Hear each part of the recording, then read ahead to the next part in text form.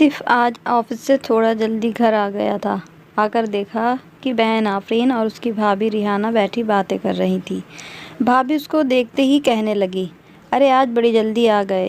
تو کہنے لگا، ایک پارٹی سے ملنے گیا تھا، سوچا اب آفس کیا جاؤں، سیدھا گھر ہی آ گیا۔ وہ صوفے پر بیٹھ گیا۔ چائے پیو گے؟ آفرین نے پوچھا تو آتف نے صاف منع کر دیا کہ موڈ نہیں ہے۔ تبھی اس کی بھابھی کہنے لگی، آج ہم لڑکی دیکھنے گئے تھے۔ تو آتف نے ان کی طرف سوالیہ نظروں سے دیکھا۔ وہ آگے کہنے لگی، ذرا بھی اچھی نہیں لگ رہی تھی۔ میں نے تو آج رشتے والی آنٹی کو بہت ڈانٹ لگائی کہ کیا بیکار لڑکیاں دکھاتی ہو۔ پوچھو آفرین سے، لڑکی کیا تھی بس، وہ بہت موٹی تھی۔ میں نے بھی کہہ دیا میرا دیور بہت اسمارٹ ہے اور یہ لڑکی اس کے قابل نہیں ہے۔ میں نے تو صاف منع کر کے آ گئی۔ اچھا کیا، آتف نے منہ ہی منہ میں کہا۔ مجھ سے لکھوا لو، تمہاری بھابھی کبھی تمہارا رشتہ نہیں ہونے دے گی۔ اس کو انم کی کہی ہوئی بات یاد آ گئی۔ تبھی آفرین بولی کہ کوئی بات نہیں بھائی، ہم کہیں اور لڑکی دیکھیں گے، کہیں تو تمہارے نصیب میں لڑکی ہوگی۔ ان دونوں کی باتیں خاموشی سے سن کر آتف اٹھا اور کہنے لگا، میں الطاف کی طرف جا رہا ہوں۔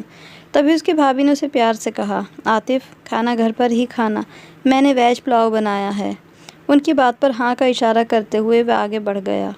دوسری طرف، ارے تمہیں یاد بھی ہے آتف، کتنے سال ہو گئے ہیں تمہارا رشتہ ڈھونڈتے ڈھونڈتے، اور اس نے تو آفرین کو بھی ساتھ لگایا ہوا ہے، وہ بھی اسی کی زبان بولتی ہے۔ اب تم اس کے رشتے کے لیے منع کر دو۔ آنٹی جانے بھی دو، آتف نے لاپرواہی سے کہا۔ ارے ایسے کیسے جانے دوں، پورے 10 سال ہو گئے ہیں، تمہارا رشتہ ہی اس سے کہیں نہیں مل پا رہا۔ اتنے میں تو کتنے ہی رشتے ہو جاتے اور اب تک شادی بھی ہو گئی ہوتی۔ شبانہ آنٹی نے آتف کو کہا، میں نے تو اب یہ بھی سنا ہے کہ ریحانہ اب اپنے بیٹے کے لیے بھی رشتہ دیکھ رہی ہے۔ مجھے نہیں پتا آنٹی، آتف نے نہیں میں سر ہلاتے ہوئے کہا۔ تو پتہ رکھا کرو آتف، اب اپنے بھتیجے کو ہی دیکھو، تم سے 10-12 سال چھوٹا ہے، پھر اسے اتنی جلدی کیوں پڑ گئی؟ اور تم دیکھ لینا وہ اپنے بیٹے کا رشتہ یوں کر دے گی۔ آنٹی نے چٹکی بجائی۔ یہ تو نصیب کی باتیں ہیں آنٹی، آتف نے کہا۔ بس رہنے دو، تمہارے ہی نصیب کھوٹے ہیں کیا؟ ان کی بات پر آتف مسکرایا اور ریموٹ اٹھا کر ٹی وی چلا دیا۔ شبانہ آنٹی ہائے کہہ کر رہ گئیں۔ کتنی خواہش تھی تمہاری ماں کو کہ نائرہ کے ساتھ تمہاری شادی ہو جائے، پر تمہاری بھابھی نے اس کی خواہش پوری نہیں ہونے دی، اور پھر زندگی نے بھی اس کا ساتھ نہ دیا، ورنہ آج تم بھی اکیلے نہ ہوتے۔ آنٹی چھوڑیے بھی ان پرانی باتوں میں کیا رکھا ہے، کچھ کھانے کو ہے تو لا دیجیے، سچ میں بہت بھوک لگی ہے۔ ہائے میرے بچے، آتے ہی کیوں نہیں بتایا، میں نے تیرے من پسند شامی کباب بنائے ہیں۔ ارے انم، آتف کے لیے جلدی سے روٹی ڈال دے، شبانہ آنٹی نے وہیں سے آواز لگائی۔ انم کچن میں چائے بنا رہی تھی۔ اچھا ماں، لاتی ہوں۔ آتف کے کھانا کھانے کے بعد، مجھے ٹیلر سے کپڑے اٹھانے ہیں، چلیں گے آتف؟ انم کہہ رہی تھی۔ ہاں ہاں کیوں نہیں، آتف نے جلدی سے کہا۔ ارے پاگل، کتنی بار تجھے کہا ہے، تجھ سے بڑا ہے نام مت لیا کر، بھائی بولا کر، مگر تو سنتی ہی نہیں۔ بھائی صرف اپنے ہوتے ہیں ماں، اور ایسے بھی مجھے اچھا نہیں لگتا، میں آتف کو دوست سمجھتی ہوں۔ نہ جانے کب سمجھے گی یہ لڑکی، شبانہ آنٹی نے اپنا سر پیٹ لیا۔ آتف نے ٹیبل سے گاڑی کی چابی اٹھائی اور باہر نکل گیا۔ ماں 1 گھنٹے تک آ جاؤں گی، اپنے پاپا کے آنے سے پہلے آ جانا، ورنہ باتیں مجھے سننی پڑیں گی۔ چنتا نہ کرو، آ جاؤں گی۔ پھر بھابھی کو لڑکی پسند نہیں آئی؟ انم نے گاڑی میں بیٹھتے ہوئے سوال کیا۔ ہاں، پتہ نہیں کیوں، بھابھی کو کوئی لڑکی ہی پسند نہیں آتی، نہ جانے وہ کیا چاہتی ہیں۔ وہ کسی طرح تمہاری شادی نہیں کرنا چاہتی، لیکن کیوں؟ کتنی بار بتا چکی ہوں، ان کی نظر تمہارے بزنس پر ہے، تمہاری شادی ہو جائے گی تو بزنس کا بٹوارا ہو جائے گا، اور یہی وہ نہیں چاہتی۔ مجھے تو لگتا ہے کہ اسلم بھائی بھی انہی کے ساتھ ملے ہوئے ہیں۔ انم کی بات دل چیر دینے والی تھی، لیکن ایسا کیسے ہو سکتا ہے؟ آتف اس کی بات سن کر حیران تھا۔ وہ میرے بڑے بھائی ہیں، تم مانو نہ مانو، لیکن یہ دونوں تمہارے بھائی بھابھی کی ملی بھگت ہے۔ آج تم بزنس سے الگ کرنے کا کہو تو تمہیں ایک ٹھینگا بھی نہیں دیں گے۔ نہیں، تمہیں غلط فہمی ہے انم، اسلم بھائی ہمیشہ کہتے ہیں کہ یہ بزنس ہم دونوں کا ہے۔ صرف کہتے ہیں، تم ذرا بٹوارے کا کہہ کر تو دیکھو، پھر دیکھو کیسے تمہیں گھر سے نکال دیں گے، اور وہ بھی خالی ہاتھ۔ ایسا کیسے ہو سکتا ہے، وہ میرے بھائی ہیں۔ ہاں ہیں، لیکن پیسے کے سامنے خون سفید ہو جاتا ہے۔ آخر تم رہتے کس دنیا میں ہو؟ انم نے آتف سے کہا۔ میں تمہاری دوست ہوں اور تمہیں ٹھیک صلاح دے رہی ہوں، صرف دوست۔ آتف نے اسے دیکھا اور پوچھا، یہ دوستی کسی اور رشتے میں نہیں بدل سکتی انم؟ عاطف نے پھر وہی پرانا سوال انم کے سامنے رکھ دیا۔ انم نے ایک پل کو اسے دیکھا اور پھر ہنس دی۔ تم کیا چاہتے ہو؟ میں ایک اچھے دوست سے ہاتھ دھو بیٹھوں؟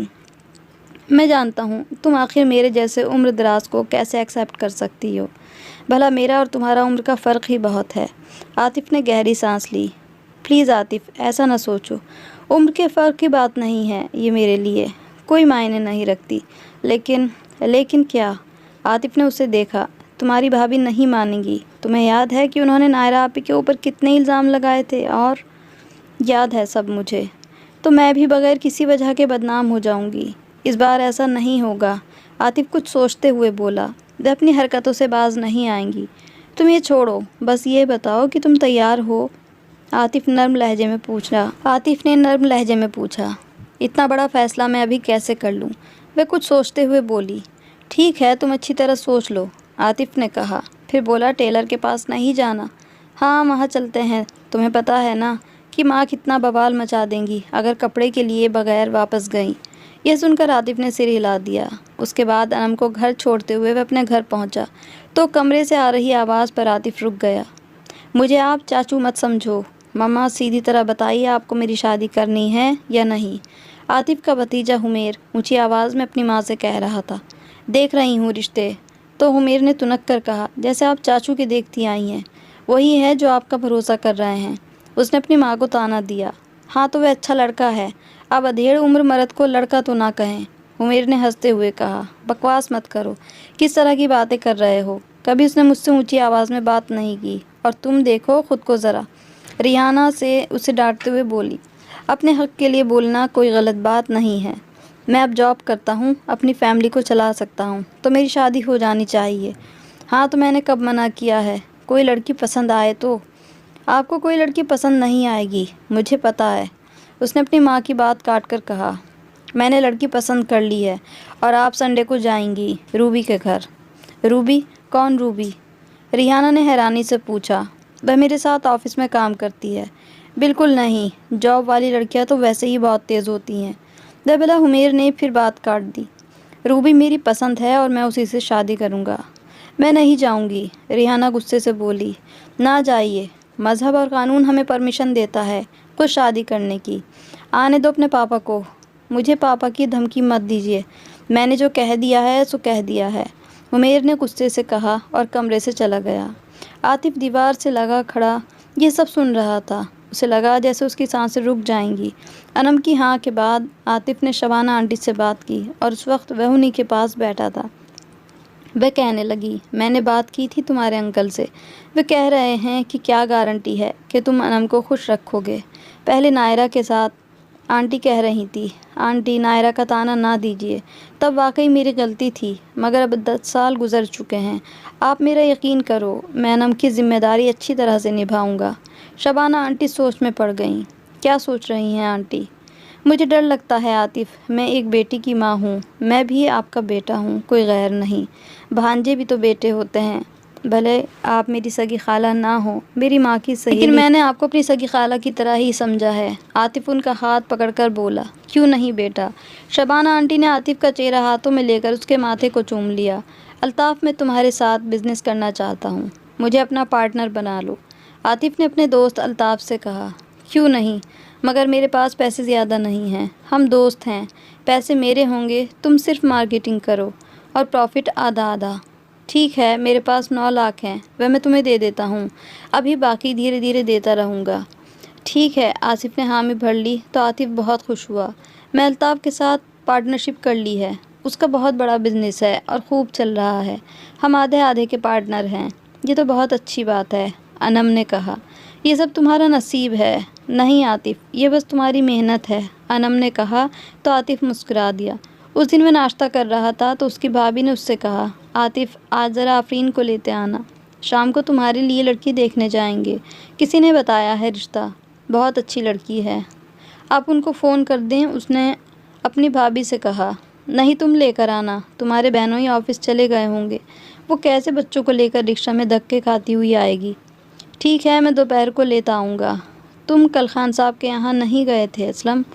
اسلم اپنی گھڑی باندھتے ہوئے اس کے پاس آ کر بولا۔ عاطف نے کہا، مجھے ٹائم نہیں ملا تھا، آج جاؤں گا۔ تم لیٹ مت ہوا کرو، انہوں نے آرڈر کسی اور کو دے دیا تو؟ نہیں دیں گے، میں چلا جاؤں گا، عاطف نے چائے کا کپ رکھتے ہوئے کہا۔ اور ہاں، وہ جو لال گنج ٹاؤن والا پلاٹ جو بابا نے تمہارے لیے لیا تھا، اس کی آخری قسط بھی دے دی ہے، اب اس کا قبضہ لینا ہے۔ تھینک یو بھائی، اس نے خوشی والے انداز میں کہا۔ ریحانہ نے بہت حیرانی سے اسلم کو دیکھا مگر بولی کچھ نہیں۔ عاطف جلدی سے باہر نکل گیا مگر اپنا موبائل گھر پر ہی بھول گیا۔ جب اسے یاد آیا اور واپس پلٹا تو دروازے پر آئی ہوئی آوازیں سن کر رک گیا۔ اسے گھر کی پیمنٹ کیوں کی جبکہ وہ عاطف کے نام ہے؟ ریحانہ بڑے غصے میں پوچھ رہی تھی تو اسلم نے جواب دیا، پیمنٹ نہ کرتا تو گھر ہاتھ سے نکل جاتا، اور کیا فرق پڑتا ہے، رہنا تو ہمیں ہی ہے نا۔ عاطف کے کون سے بال بچے ہیں جو حقدار ہوں گے؟ اس کا جو کچھ ہے ہمارے بچوں کا ہی ہے۔ ہاں یہ بات تو ہے، ریحانہ نے کہا۔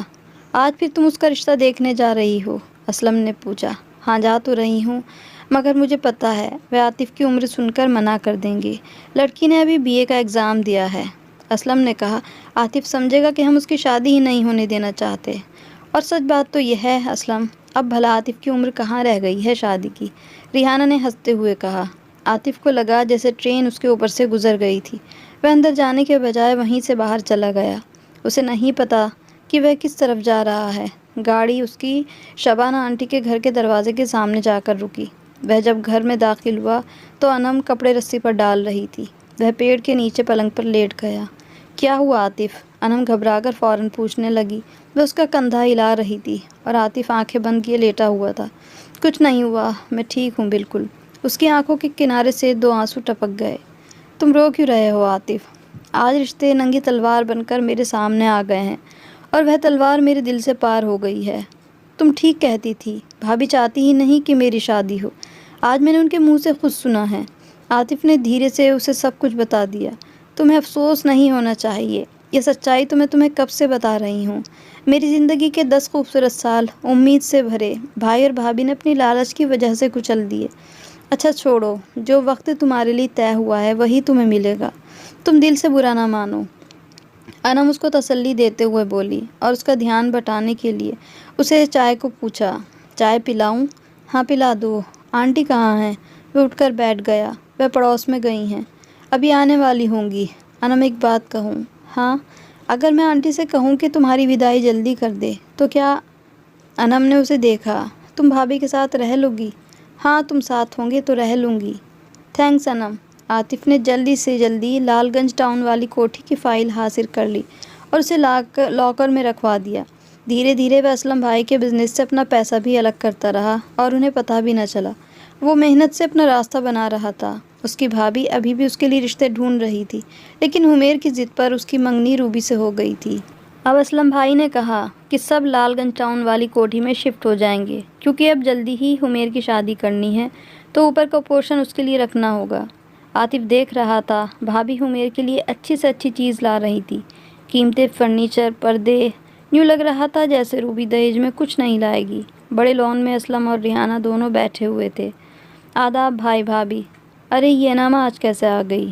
تم آنٹی کے گھر گئے تھے آج؟ اسلم نے عاطف سے پوچھا۔ انم اپنے گھر آئی ہے۔ کیا مطلب؟